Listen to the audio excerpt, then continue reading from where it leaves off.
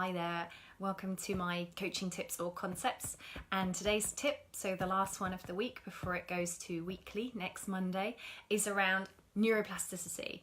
Many of you may have heard of that, some of you won't. All sounds very technical, but it's basically one of the most exciting things, particularly for me as a coach, and looking to help people to change their mindsets and have a more positive and focused look on life, because neuroplasticity is essentially the brain's ability to change itself.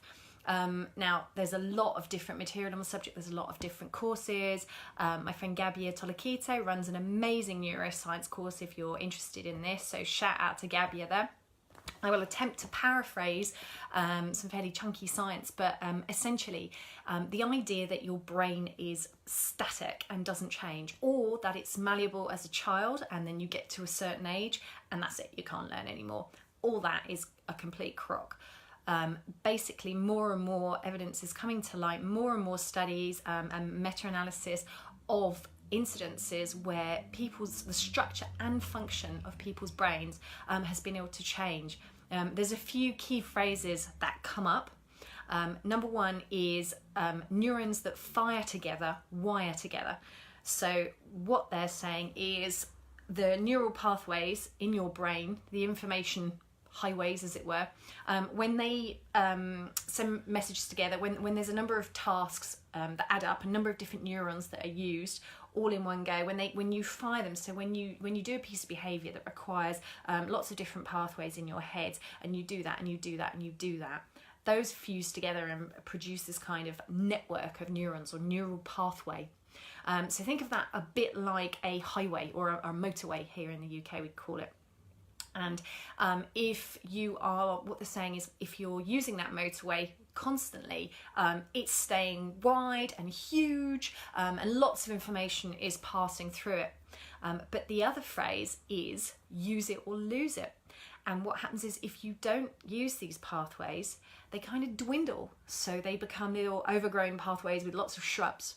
And what's happening there is, so in the same way that neurons are growing and strengthening and getting bigger and being developed, or neurogenesis, you are also getting neural pruning or apoptosis, which is when neurons are dying out because they're not being used, or often they're being repurposed.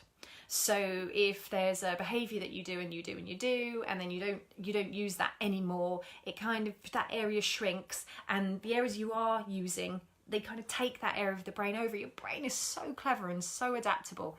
So neurons that fire together, wire together, and use them or lose them, basically. So these pathways, it's great news, because if you're looking to develop a new habit, a new behavior, you've got a habit perhaps in your life that you've developed from childhood, and it's not serving you very well. Maybe it served you at the time. There was a reason why you learned to behave like that, but you don't want to do that anymore. And at the moment, it's like a 6-lane superhighway. If you stop going down that pathway, if you consciously stop yourself going down, eventually it's going to reduce and reduce, and the little tiny rope bridge path of a behaviour, new way of thinking or behaving that you're looking to develop, is going to grow massively. So I just think that's endlessly exciting, massively as a coach, because we are looking to support people, like I said, in changing their behaviours to something that more suits them in life, looking to get into their belief system and help them change things and change their behaviours. A great piece of proof around this, there's so much proof, they've done all sorts of studies into this, but a really interesting one that I heard was around the knowledge. So black cab drivers in London, in England, where I am, they do this thing called the knowledge. So they have to, if those of you who don't know it, they have to, it's almost like a test, they have to know intimately all the tiny roads that make up London, and that's pretty tough, right? So they study for this and they really focus on it. And then they get tested, and if they can know it and do what's required of them, then they can become a black cab driver. So what some scientists did is they looked at the brains of black cab drivers versus bus drivers. Okay, so bus drivers don't have to learn the knowledge, they just do the same route. It must be fairly unrewarding, unless you're one of these very happy bus drivers who makes the most of their job. But yeah, I can imagine that could be a little bit soul destroying. But what we're saying is they're not having to focus, they're not having to learn, they're not having to study. And they looked at the hippocampus of the black cab drivers who'd done the knowledge versus the bus drivers.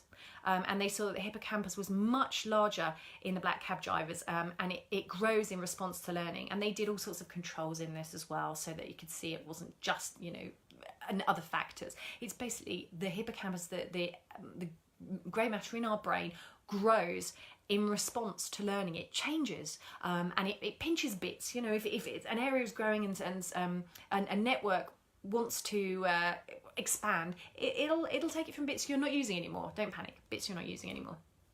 So amazing. And not only is that fascinating that the brain grows in response to focused education, but it also proves that plasticity of our brain, as in plasticity versus static, plasticity or malleability in our brain is also there as adults. So it's not as we once thought. It's not as we thought that you could just learn as a kid. So for me, that's fascinating. There are some things you need, obviously, to help assist that. So you need good health, you need energy to feed the processes, you need exercise, oxygen, nutrients circulating in your blood. So exercise is really important for your brain. It's not just really important for your body, which I find fascinating. Something else that's really important is your brain's reward system. And I talk about this. I may talk about it separately in another Facebook Live as well, because it's quite interesting. Your brain's reward system, when you celebrate something, you get a kick of dopamine and acetylcholine as well in your brain. And it rewards you, it makes you feel good. And that those two neurotransmitters, neurochemicals, help to embed or consolidate the map changes in your brain, so your neural networks. So if you are looking to change your behavior, this is great information too, because you're healthy, you feed your brain, and also you keep rewarding yourself. So it's like I say to coaching clients, when we're looking at goals, we break them down into small goals, and then we basically make sure they celebrate every stage, because if you celebrate every stage, you're getting this little kick of dopamine, you're getting this reward, and this helps to embed the changes. So that's really useful too. On the flip side, there are some things that don't help. So if you've got constant high levels of cortisol, which is a stress hormone, going around in your blood system, you are going to reduce your brain plasticity. So you're not going to be able to grow the areas of your brain nearly as much. So keep those, and yet another reason to keep that stress down. So I think this is great news. We can actively control our brains. This is brilliant. You are in control of your brain. You're in control of shaping your brain. You are in control of your mind. We are not just hapless victims of circumstance and the brain circuitry that was developed when we were younger. We absolutely have control over that. I think that's really, really important to recognize. I love this. This is why one of many reasons why I love coaching so much, because the brain absolutely has the potential to change.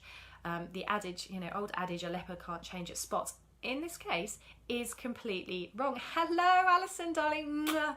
Sending you hearts and waving at you too.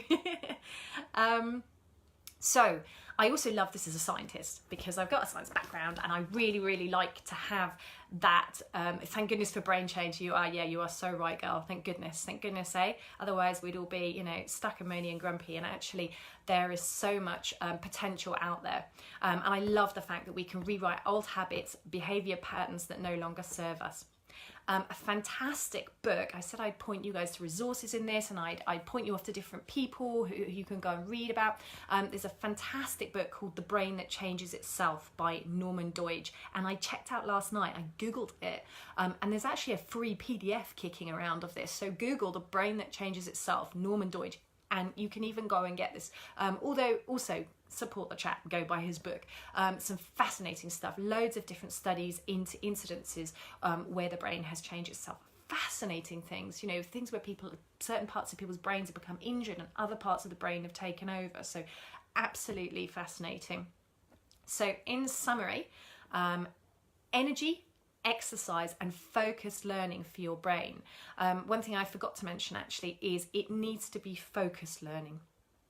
If you are multitasking, as we often think of as a great thing, That's not so great, really, because yeah, okay, you're going to be learning, you're going to be picking up stuff, but they've discovered that multitasking doesn't actually lead to the increased plasticity in the brain that singularly focused on a task does. So focus on something, focus learning to develop your brain, increase your brain plasticity, and avoid stress, which reduces your brain plasticity. And also, just the biggest takeaway from this is our brains are not fixed. Our neural pathways, our neural networks, they're not fixed. They can change. Think of the highway analogy, and they can develop and they can diminish. You know, use it or lose it, and neurons that fire together wire together. So you're creating new pathways and new networks in your brain, and you can proactively control that. So for me, this is wildly exciting. I hope it's exciting for you on a Friday afternoon, certainly afternoon here in the UK. I hope you've got something you can take away from this and use for yourself. That's the point of all this, is coaching is a great thing. I hugely advocate having the support of a coach, obviously, but also just, you know, asking yourself questions, knowing these little tips that you can take away and use for yourself. So hopefully some thinking on neuroplasticity will give you some real reassurance that actually it is possible to change your mindset. If you're feeling a bit stuck, let it be known, it is possible.